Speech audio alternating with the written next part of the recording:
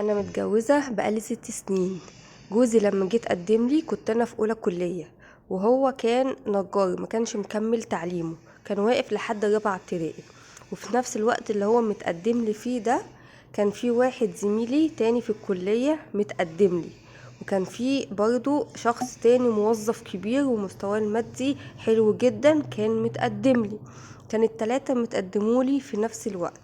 انا بصراحة اول ما شفته، يعني كان هو في بلد ارياف ومكانش مكمل تعليمه، فانا ما اقتنعتش طبعا خالص. زي اي بنت ما اقتنعتش خالص بالمواصفات دي. بس انا ما قررتش غير لما صليت صلاة استخارة، صليت لكل واحد، زميلي في الشغل زميلي في الكلية والموظف ده. لما صليت صلاة استخارة ليهم، حسيت ان انا متضايقة وان انا مقفولة قوي منهم. ولما صليت ليه اللي هو جوزي دلوقتي ده، انا كنت مبسوطة قوي قوي منه، وكنت قبلاه من قبل ما اشوفه. ورحنا لما اتقابلنا فعلا حسيت بارتياح كبير قوي. وحتى لما اتكلمت معاه حسيت ان هو لا، يعني عقل ثقافية. عقل ثقافي، يعني مش باين خالص ان هو مش مكمل تعليمه ولا حاجة. تتكلمي معاه تحس ان حد لا متعلم وحد معاه شهادة كبيرة كمان. وكنت مبسوطة قوي بيه. وخطوبتنا قعدت بس 6 شهور واتجوزنا على طول. اتجوزنا عدى شهر 2 3 4، ما حصلش خلفة. بعد كده انا رحت الدكاترة وتابعت معاهم، قعدت كتير قوي معاهم. ما حصلش نصيب وقالوا لي انتي ما عندكيش حاجه. ولما اطمنت على نفسي ان انا ما عنديش حاجه خالص، الدكاتره قالوا لي لازم جوزك يعمل تحاليل ويطمن. جوزي عمل تحاليل وطلع السبب من عنده هو. لفينا على دكاتره كتير قوي، ورحنا لاغلى الدكاتره واشهر المراكز المتخصصه في الموضوع ده، بس كلهم اجمعوا ان مفيش فايده فيه، مفيش امل فيه، مفيش امل ان هو يخلف. كان عنده عيب خلقي، ما كانش ينفع ان هو يمنعه من الخلفة تماما يعني. جوزي كان حنين قوي قوي قوي معايا، لو فضلت اقول من هنا لحد السنة الجاية مش هكفيه حقه. كان مكفيني عن كل حاجة، معوضني عن حتة الأمومة دي. كنت حاسة ان هو ابني مش بس جوزي. يعني احنا لما بنكون قاعدين في قعدة وكل واحدة قاعدة معاها عيالها، انا ما كنتش بحس، او كنت بقول لنفسي علشان ما احسس الاحساس ده، ان هو لا، انا هو معوضني عن كل حاجة. دي ممكن جوزها يكون مطلع عينيها بيعاملها وحش، عندها عيال بس جوزها ما بيعاملهاش زي ما جوزي بيعاملني. وكنت دايما بقول لنفسي الكلام ده عشان ما احسش باحساس الامومة. وكنت فعلا مبسوطة، كنت مبسوطة قوي بيه. لحد ما جه وقت فترة كده، بقاله كام يوم لقيته متغير عني، متغير في معاملته، ما بقاش يدلعني، ما بقاش يقول لي كلام حلو. فاحنا قاعدين بنتفرج على التلفزيون، فبقول له انت كده بقالك كام يوم تقيل عليا، ما بتدلعنيش زي الاول، في ايه مالك متغير معايا ليه؟ فسكت، ما ردش عليا، وانا سكت، ما كلمتش تاني في الموضوع ده. عدى كام يوم، انا كنت صايمة في يوم وهو عارف ان انا صايمة. في العادي لما بكون صايمة هو بيقعد يكلمني ويتصل بيا كل شوية وعاملة ايه، ودايما بيطمن عليا خصوصا وانا صايمة. ففي اليوم ده انا كنت صايمة وهو ما اتصلش بيا خالص خالص. جه من الشغل، فكان جايب اكل معاه. فبقول له ايه ده، انت مش هتاكل؟ قال لي لا مش هاكل. قلت له ولا انا كمان هاكل. قمت واخده الاكل حطاه في التلاجة. فبصراحة بعد شوية لقيته جاب الاكل وقال لي يلا ناكل، وقعدنا كلنا سوا. فبقول له انت متغير معايا كده ليه؟ كل ده عشان انا اشتكيت لك؟ عشان انا قلت لك انت مقصر معايا وانت متغير معايا؟ انت مالك في ايه؟ يا سيدي لو كده انا مش هشتكي لك تاني ومش هتكلم معاك تاني غير لما انت تعوز تكلمني. برضو مردش عليا. انا بصراحة مسكتش وفضلت اعيد وازيد في الكلام. قلت له انا لازم اعرف انت ايه اللي حصل لك، انت ما كنتش كده. في ايه التغيير اللي حصل لك ده؟ انت اتغيرت 180 درجة، انت ما كنتش معايا كده ابدا. لقيته فجأة انهار من العياط وقعد يعيط يعيط ورمى نفسه في الارض. قال لي انا ما بحبكيش انتي، انا بحبها هي. كلمة نزلت عليا زي السكينة بالظبط في قلبي. بحبها هي، ما بحبكيش انتي. مين دي؟ مين دي اللي انت ما بتحب ان انت بتحبها؟ مين دي اللي بسببها انت ما بتحبنيش؟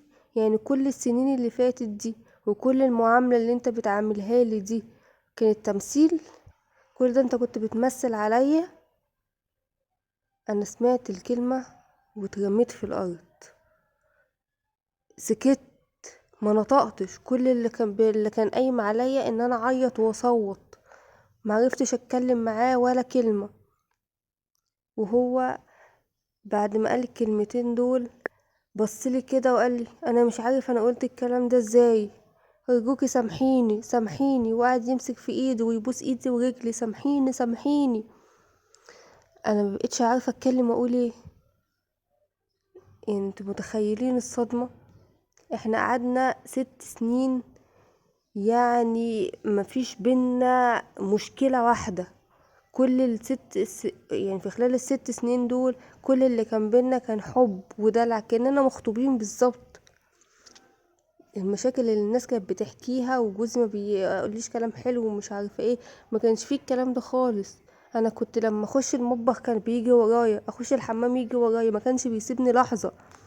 لو نزل تحت عند مامته قعد معاها شويه الاقيه ما يكملش الساعه ويطلع على طول. ما كانش بيبعد عني ولا ثانيه. كان لما بيروح الشغل بيقعد يتكلم معايا، طول ما هو في الشغل بيكلمني ويحكي لي عن كل حاجه، وما كانش بيسيبني لحظه. كل ده كان تمثيل، ما كانش حقيقي. انا ما قدرتش اتكلم اليوم ده، وكل اللي كان عليا كنت اعيط واصوت. وهو ما قعد يحاول بصراحة يتكلم معايا، بس ما عرفتش خالص اتكلم، كأن لساني اتربط. طبعا طول الليل ما نمتش وقاعدة مصدومة وما عرفتش انام خالص. تاني يوم الصبح ما راحش الشغل وفضل قاعد معايا، قاعد يتكلم سامحيني انا اسف انا مش عارف انا قلت ده ازاي. حاولت ان انا اتكلم، حاولت ان انا افهم. قلتله انت ما كنتش بتحبني؟ مين دي اللي انت لسه بتحبها؟ فبص في الارض قال لي خطيبتي الاولانيه. قلت له خطيبتك الاولانيه؟ هو كان حكيلي ان هو كان خاطب، حتى واحنا مخطوبين قال لي انا كنت خاطب. وانا قلت له طب احكي لي عن خطيبتك وبتاع، قال لي ده الموضوع انتهى ومبحبش اتكلم فيه. المهم بعد الحاح مني ان انا اعرف قصة خطيبته الاولانية. هما كانوا مخطوبين. خطيبته دي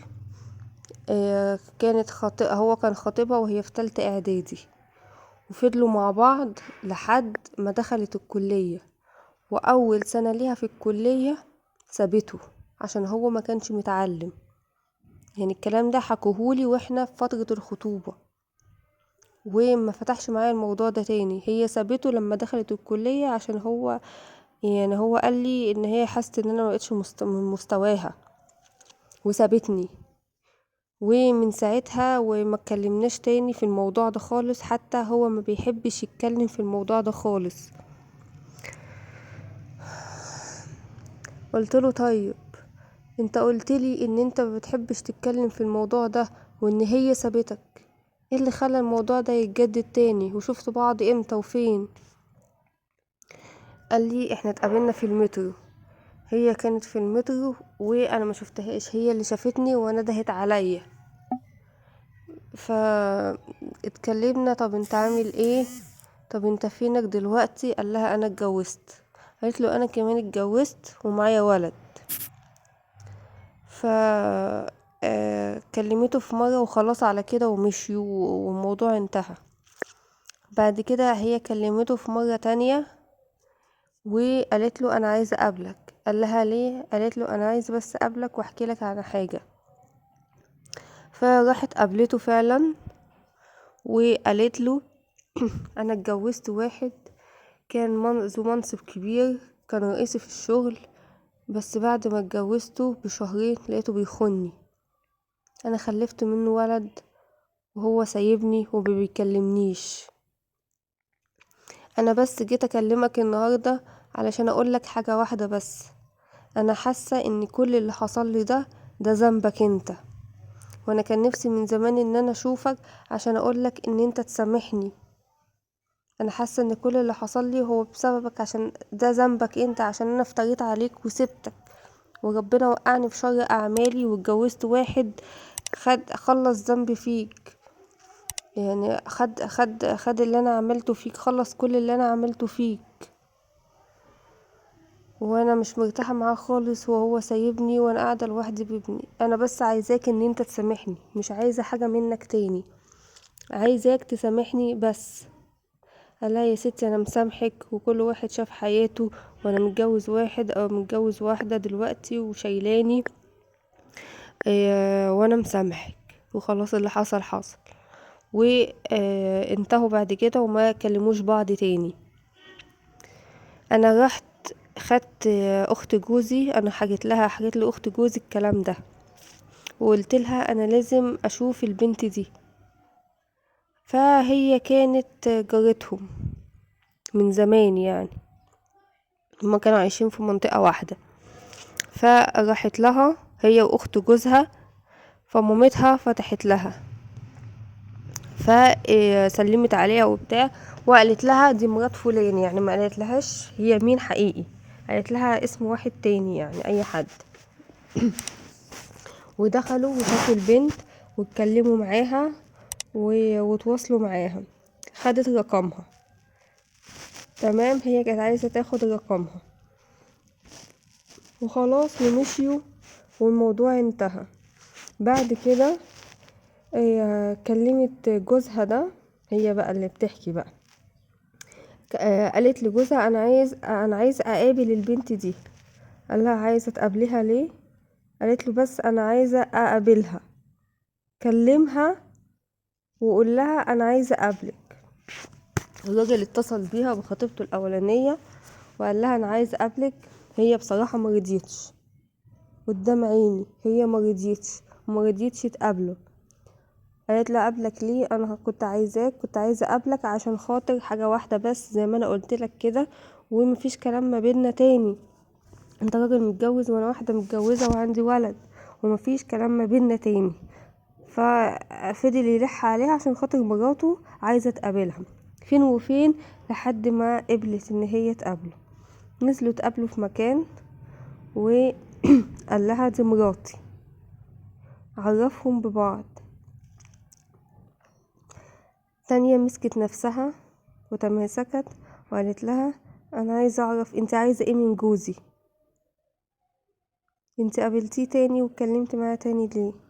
تانية اتصدمت طبعا لما عرفت ان دي مراته، فقالت لها والله ما في حاجه ما بينا، انا بس كل اللي انا اتكلمت معاه فيه ان انا كنت عايزاه يسامحني، عشان حاسه ان انا افتريت عليه، وانا حصل لي مشاكل كتير في حياتي، فانا كنت عايزاه يسامحني بس مش اكتر، لكن مش اي حاجه تانية والله. وحتى اساليه، وفعلا هو قال الكلام ده، هو اللي حصل وما انكرش.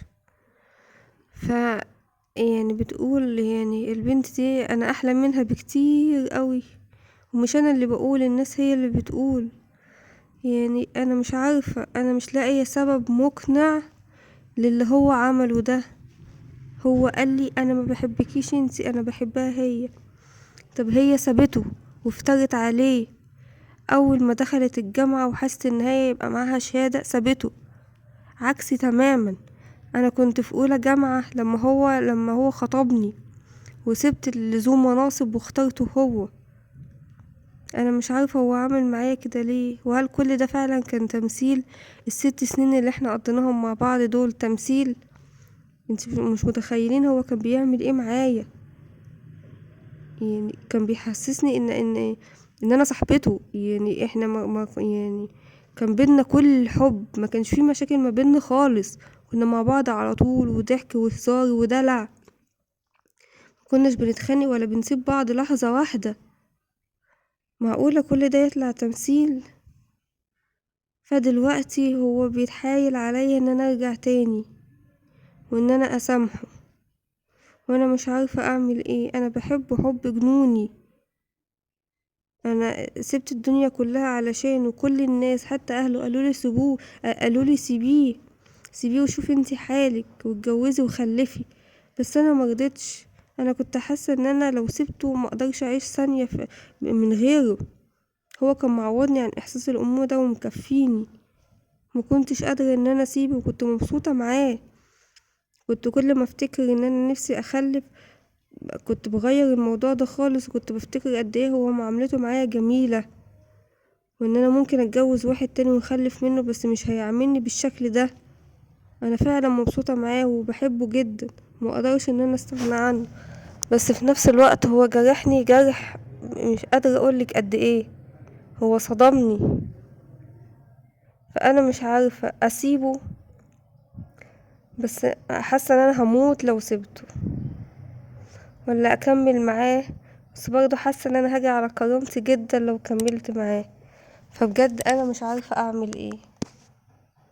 نفسي حد يقولي الصح ويقولي لي ايه الصح اللي انا المفروض اعمله.